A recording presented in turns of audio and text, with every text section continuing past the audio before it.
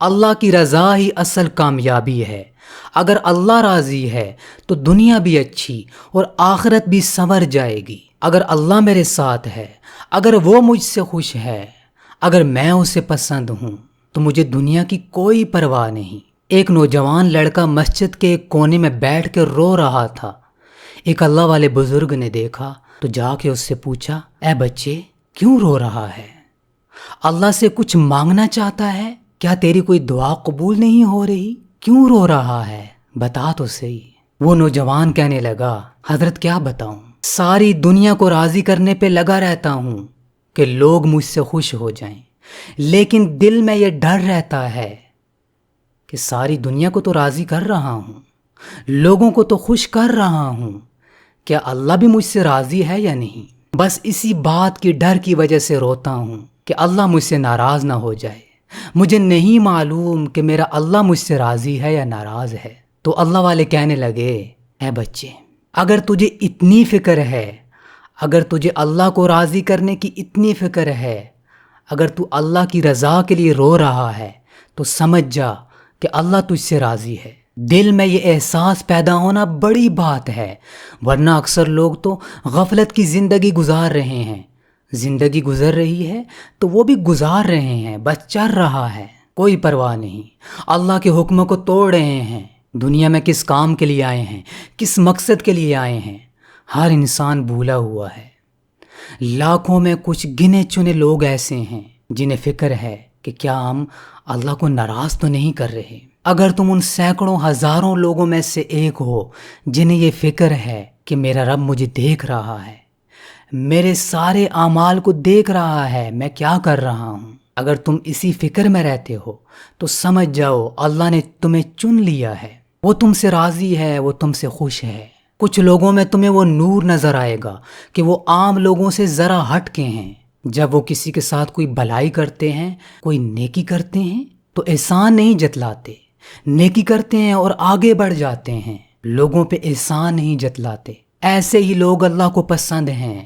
اور بعض لوگ تمہیں ایسے بھی ملیں گے، ذرا سی نیکی کی تو ڈنڈورا پیٹتے ہیں، ایسے دکھاتے ہیں جیسے انہوں نے دنیا ہلا دی ہو۔ تم ایسے بندے بنو کہ اللہ تمہیں پسند کرے، اللہ تم سے راضی ہو۔ تم دنیا کی فکر کرنا چھوڑ دو، یہ دنیا کسی کی نہیں ہوتی۔ دنیا اگر آج تمہارے ساتھ ہے، کل کسی اور کے ساتھ ہوگی۔ اللہ کے حکموں کی پرواہ کرو، اس بات پہ نظر رکھو کہ وہ مجھ سے راضی ہے یا ناراض ہے۔ اگر وہ راضی ہے تو سارے کام بن جائیں گے، اگر وہ ناراض ہے، ساری دنیا راضی بھی ہو جائے تو کیا فائدہ؟ خود ہی کو کر بلند اتنا کہ ہر تقدیر سے پہلے خدا بندے سے خود پوچھے، بتا تیری رضا کیا ہے؟ جب بندہ اللہ کا ہو جاتا ہے، جب اس کے حکموں پہ چلتا ہے، اللہ کی مان کے چلتا ہے، تو اللہ ساری دنیا کو اس کے نیچے لگا دیتا ہے۔ اے میرے بندے، اگر تو مجھے راضی کرے گا، اگر تو مجھے خوش کرے گا، ساری دنیا تیرے تابع کر دوں گا، اور اگر مجھے ناراض کرے گا، اگر میری نہیں مانے گا، میرے حکموں کی پرواہ نہیں کرے گا، تو دنیا میں بھٹکتا رہے گا۔ یہ دنیا بھی تیری نہیں ہوگی، تجھے دھوکے ملیں گے، لوگ تیرے منہ پہ کچھ اور ہوں گے لیکن بدل جائیں گے۔ تو میرا ہو جا، میں ساری دنیا کو تیرا کر دوں گا۔ جس دن تمہاری زندگی کا یہ مقصد بن گیا کہ میں نے صرف اللہ کو راضی کرنا ہے، تو دیکھنا اسی وقت تمہارے حالات بدل جائیں گے، تمہارے دن بدل جائیں گے۔ تم اللہ کو راضی کر کے تو دیکھو۔ شیخ عبد القادر جیلانی رحمۃ اللہ علیہ علم حاصل کرنے کے لیے بغداد کی طرف نکلے۔ گھر سے نکلتے ہوئے ماں نے کچھ دینار دیے کہ بیٹے جب ضرورت پڑی تو خرچ کر لینا، اور ساتھ ہی یہ نصیحت کی کہ بیٹا کبھی جھوٹ مت بولنا، ہمیشہ سچ بولنا۔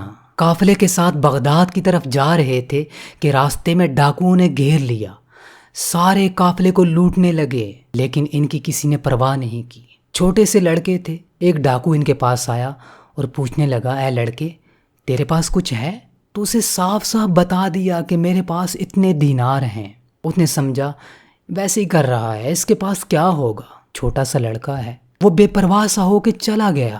پھر ایک اور ڈاکو ان کے پاس آیا، اس نے بھی یہی سوال کیا، لڑکے تیرے پاس کچھ ہے؟ اسے بھی وہی بات بتائی کہ میرے پاس اتنے دینار ہیں۔ اس نے بھی مذاق سمجھ کر کہ ویسے ہی بول رہا ہے، اس کے پاس کیا ہوگا، وہ بھی چلا گیا۔ جب قافلے کو لوٹ لیا تو سارے ڈاکو اپنے سردار کے پاس جمع ہوئے، تو ایک ڈاکو کہنے لگا کہ مجھے ایسا لڑکا ملا، جب میں نے اسے پوچھا کہ تیرے پاس کچھ ہے تو کہنے لگا میرے پاس اتنے دینار ہیں۔ ایک اور ڈاکو بولا میں نے بھی ایک لڑکے سے یہی سوال کیا تھا، اس نے بھی مجھے یہی جواب دیا۔ ڈاکو حیران ہوا کہ وہ کون لڑکا ہے۔ اس نے اپنے ساتھیوں کو بھیجا کہ جاؤ اس لڑکے کو میرے پاس لے کر آؤ۔ جب شیخ عبد القادر جیلانی ڈاکوؤں کے سردار کے پاس پہنچے تو اس نے پوچھا اے لڑکے تیرے پاس کچھ ہے؟ تو اسے بھی وہی بات بتائی کہ میرے پاس اتنے دینار ہیں۔ ڈاکو نے اپنے ساتھیوں سے کہا کہ اس کی تلاشی لو۔ جب تلاشی لی تو واقعی اتنے ہی دینار نکلے جتنے بتائے تھے۔